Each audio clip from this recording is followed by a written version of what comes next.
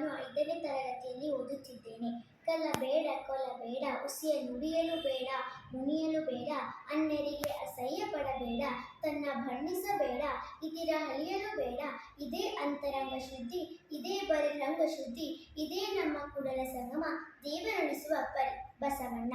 ಮಾನ್ಯ ಅಧ್ಯಕ್ಷರೇ, ಮುಖ್ಯ ಅತಿಥಿಗಳೇ, ಪೂಜೆ ಗುರುಗಳೇ ಹಾಗೂ ನನ್ನ ಸ್ನೇಹಿತರೆ, ಎಲ್ಲರಿಗೂ ಕನ್ನಡ ರಾಜ್ಯೋತ್ಸವದ ಶುಭಾಶಯಗಳು. ಕನ್ನಡ ಭಾಷೆ ಕುರಿತು ಒಂದೆರಡು ಮಾತುಗಳನ್ನು ಹೇಳಬಯಸುತ್ತೇನೆ. ಬಾರಿಸು ಕನ್ನಡ ಡಿಂಡಿಮವ, ಓ ಕರ್ನಾಟಕ ಹೃದಯ ಶಿವ, ಸ್ವಾತಂತ್ರ್ಯರನ್ನು ಬಡಿದೆಚ್ಚರಿಸು, ಕಚ್ಚಾಡುವರನ್ನು ಕೂಡಿಸಿ ನಲಿಸು. ಪ್ರತಿ ವರ್ಷ ನವೆಂಬರ್ 1ರಂದು ಕನ್ನಡ ರಾಜ್ಯೋತ್ಸವವನ್ನು ಆಚರಿಸುತ್ತೇವೆ. ಅಲ್ಲಲ್ಲಿ ಹರಿದು ಹಂಚಿ ಹೋದ ಕರ್ನಾಟಕ ಭಾಗಗಳನ್ನು ಒಂದುಗೂಡಿಸಿ ಏಕೀಕರಣ ಮಾಡಿದ ದಿನವಿದು. ಇಂತಹ ನಾಡಿನಲ್ಲಿ ಹುಟ್ಟಿರುವ ನಾವೇ ಪುಣ್ಯವಂತರು. ಬೀದರ್, ಗುಲ್ಬರ್ಗ, ಬಿಜಾಪುರ, ರಾಯಚೂರು, ಬಾಗಲಕೋಟೆ, ಬೆಳಗಾವಿ, ಕೊಪ್ಪಳ, ಧಾರವಾಡ, ಬಳ್ಳಾರಿ, ಗದಗ, ಉತ್ತರ ಕನ್ನಡ, ಹಾವೇರಿ, ದಾವಣಗೆರೆ, ಚಿತ್ರದುರ್ಗ, ಶಿವಮೊಗ್ಗ, ಉಡುಪಿ, ತುಮಕೂರು, ಹಾಸನ, ಕೊಡಗು, ಕೋಲಾರ, ಬೆಂಗಳೂರು ಗ್ರಾಮಾಂತರ, ಚಾಮರಾಜನಗರ, ರಾಮನಗರ, ಯಾದಗಿರಿ, ದಕ್ಷಿಣ ಕನ್ನಡ, ವಿಜಯಪುರ, ವಿಜಯನಗರ ಇಂತಹ 31 ಜಿಲ್ಲೆಯು ಹೊಂದಿದ ಕರ್ನಾಟಕ ನಮ್ಮದು. 31 ಜಿಲ್ಲೆಯು ಒಂದೊಂದು ವಿಶಿಷ್ಟತೆಯನ್ನು ಹೊಂದಿದೆ. ಕನ್ನಡಕ್ಕಾಗಿ ಕೈ ಎತ್ತು, ನಿನ್ನ ಕೈ ಕಲ್ಪವೃಕ್ಷವಾಗುತ್ತದೆ. ಕನ್ನಡಕ್ಕಾಗಿ ಕೊರಳೆತ್ತು, ಅಲ್ಲಿ ಪಾಂಚಜನ್ಯ ಮುಳುಗುವುದು. ಕನ್ನಡಕ್ಕಾಗಿ ಕಿರುಗಳು ಎತ್ತಿದರೆ ಸಾಕು, ಅದೇ ಗೋವರ್ಧನ ಬೆಟ್ಟವಾಗುತ್ತದೆ. ಕನ್ನಡ ಎಂಬುದು ಕೇವಲ ಒಂದು ಭಾಷೆ ಅಲ್ಲ, ಅದೊಂದು ಜೀವ. ಕರ್ನಾಟಕ ಎಂಬುದು ಕೇವಲ ಒಂದು ನಾಡಲ್ಲ, ಅದೊಂದು ಸಂಸ್ಕೃತಿಯ ಬೀಡು.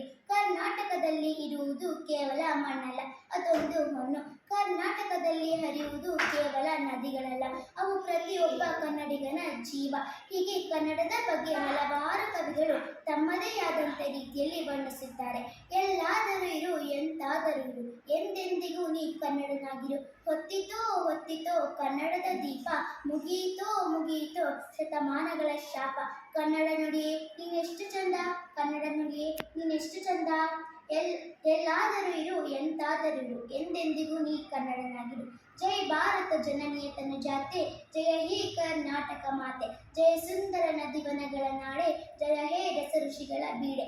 ಹುಟ್ಟಿದರೆ ಕನ್ನಡ ನಾಡಲ್ಲಿ ಹುಟ್ಟಬೇಕು, ಮೆಟ್ಟಿದರೆ ಕನ್ನಡ ಮಣ್ಣಲ್ಲಿ ಮೆಟ್ಟಬೇಕು. ಹೀಗೆ ನನಗೆ ಕನ್ನಡ ಉಳಿಸಿ ಬೆಳೆಸುವ ಚಿಂತೆ.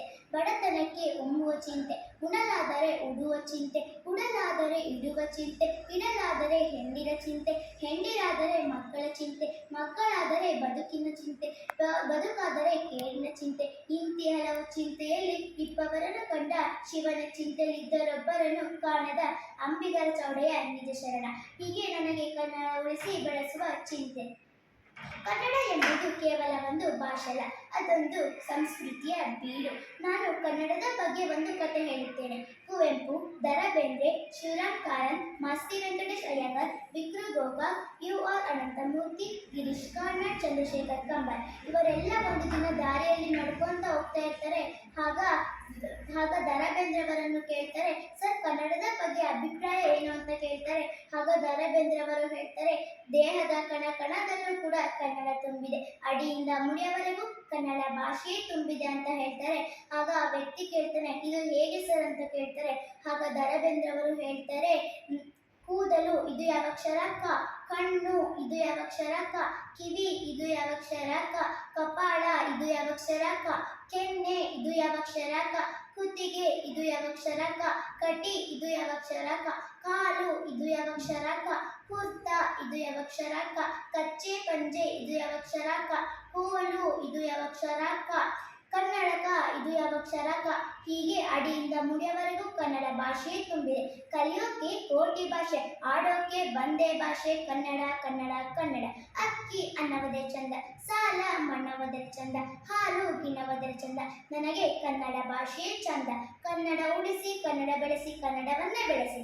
ಕನ್ನಡ ಎಂದರೆ ಕ ಎಂದರೆ ಕಷ್ಟದಲ್ಲಿ, ನ ಎಂದರೆ ನಗುವುದಲ್ಲಿ, ಡ ಎಂದರೆ ದಡ್ಡನಿಗೂ ಕಲಿಸಿಕೊಟ್ಟ ಪಾಠ. ಕಷ್ಟದಲ್ಲಿ ನಗುವುದನ್ನು ದಡ್ಡನಿಗೂ ಕಲಿಸಿಕೊಟ್ಟ ಪಾಠವೇ ನಮ್ಮ ಕನ್ನಡ ಭಾಷೆ. ಇಷ್ಟು ಹೇಳಿ ನನ್ನ ಮಾತನ್ನು ಮುಗಿಸುತ್ತೇನೆ. ಜೈ ಹಿಂದ್, ಜೈ ಕರ್ನಾಟಕ.